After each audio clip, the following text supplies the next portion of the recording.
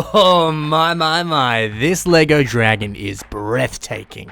It's magnificent and it's kind of unbelievable. Let's take a closer look at this brilliant creation, because honestly, it's one of the best Lego builds I've ever seen. Ever.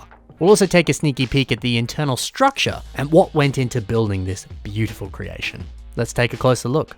So this mock is simply titled Dragon, and it's built by Donnie Chen.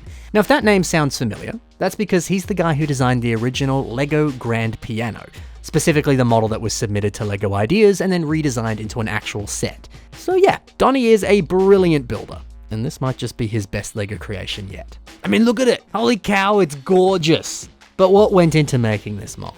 Well, typically when you build curves like this, you need flex tube elements to achieve it.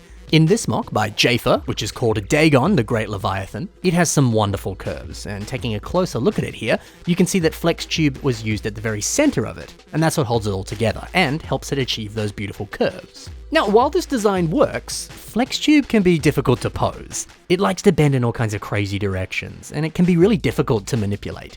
Still, it's a very helpful piece, but it has its limitations.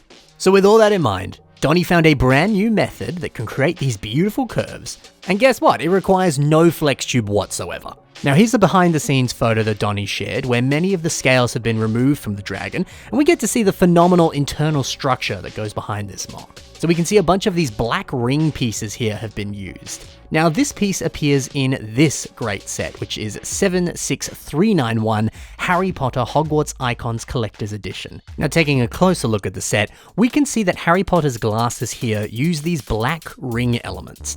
And along the rim of that piece, you can connect any type of Lego clip to it. It is indeed a bar connection. This is a phenomenal little piece, and Donnie has used it to his advantage here, using them as a basic structure that the scales just simply clip onto. And let me show you a close-up view of one of those scales. It's quite simple, it only uses 3 pieces. You've got this bracket piece here, then you got a 1x1 clip piece like this one, and then this 2x4 oval tile. So this little substructure clips onto these black Harry Potter ring elements, and then you just gotta angle them just in the right direction, and suddenly you have some beautiful scales. Now we can see a few other variations of these scales, like this metallic gold streak along the belly, and then a few other different pieces here that fill in little gaps. Like this one here, for example, we can see this little space neatly covered up by the use of one of these gold quarter tile pieces. So other than a few little slight variations here and there to fill in gaps, that's the basics of how this body is made. It's so simple, it's so elegant, and honestly it's revolutionary.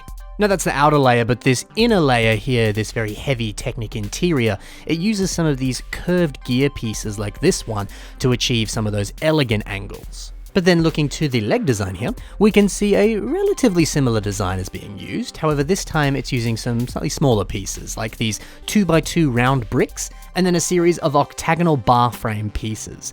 Once again, the scales just clip onto the different bar connections on the side, and it achieves a pretty similar look to the body design. And that's the basics of how all this works. So thanks to this unique internal structure, you get a design that pulls off such flawless curves and bends. Plus it's incredibly sturdy, and this design barely has any gaps in it. Everything looks so coherent and solid and real.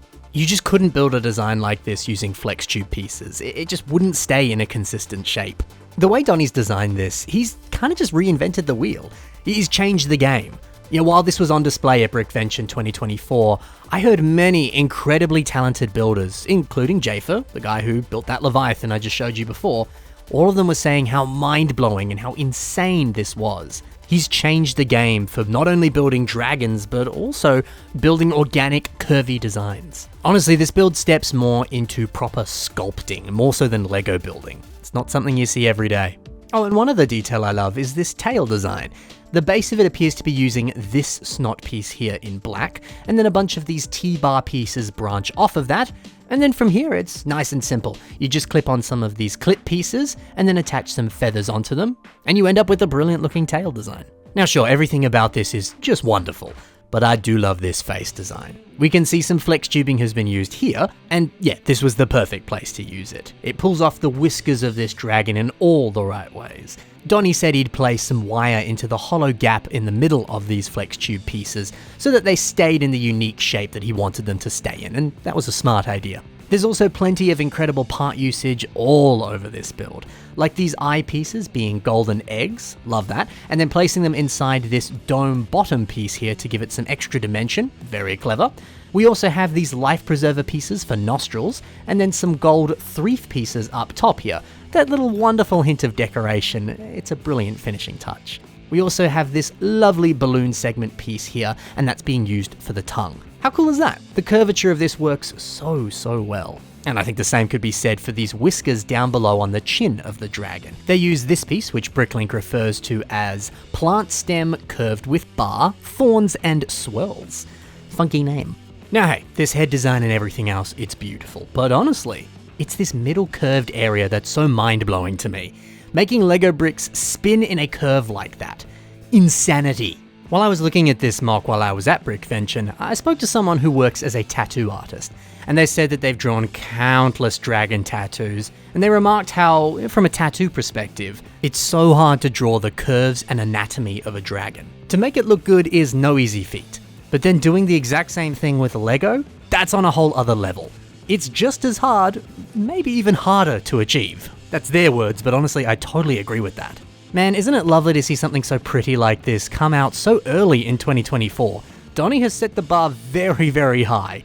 People will be talking about this mock for ages. So from this revolutionary frame to the curves of this brilliant body design and the genius shaping and clever part usage, this is just breathtaking. This is beautiful. This is a brilliant Lego creation. It's wonderfully simple, but it's not too busy. It all just works.